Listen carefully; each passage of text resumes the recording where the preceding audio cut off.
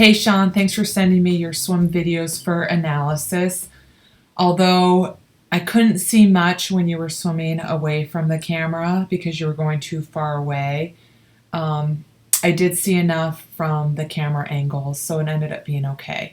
If you can send me a video of you swimming, someone maybe can record you if possible, where they're walking on the side back and forth, maybe for about 4 or 5 minutes. That would be ideal for a next time you're able to do that. But first, let me tell you what goes into a swim analysis. First, I'm looking at breathing, body balance, rotation, and kick. Those need to come first. Efficient, fluid, something that you don't have to think about before we move on to working on the 3 main phases of the stroke, which is recovery, what goes on with your hand out of the water, because that impacts hand entry. Ultimately, hand entry impacts the underwater catch and the push behind you. So when it comes to breathing, there's a few things that can cause breathlessness, and I'm going to send you a link to an article I wrote about that, because I think there's some things going on in your stroke that could be causing some breathlessness.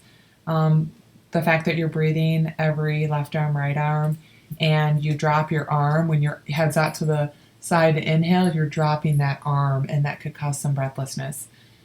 So you want to make sure you read that article. I'm looking at body rotation. You automatically have body rotation because you're breathing.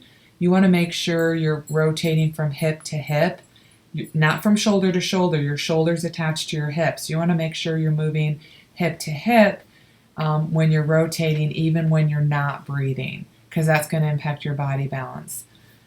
When it comes to body balance, you want to make sure the weight of your body's on your sternum with your chin tucked. And also, you want to make sure when you're entering the water, you enter with an angle of about 30 degrees, and that's going to put the weight of your body on your front end. So that affects balance. When it comes to kick, you want to keep your toes together, no more than maybe about 2 inches apart. So you're always kicking up and down with your quad and hip flexor. Kicking up and down, it doesn't take much, so your legs are afloat, because that'll affect your body balance. 2 things that'll throw your body balance out of alignment are breathing and kick. So we want to make sure you're doing those things correctly. Next, we move on to the 3 main phases of the stroke. Recovery-wise, I'd like to see fingertips below the wrist, below the elbow. So I'd have you doing some thumb slide drills, where you slide the thumb up on the side of your body, as well as some fingertip drag drills. Notice how I'm rotating as I'm dragging and as I'm leading with my elbow. I'm keeping my elbow high instead of coming on around wide. Then when you enter, you want to make sure you're entering fingertips, wrist, elbow.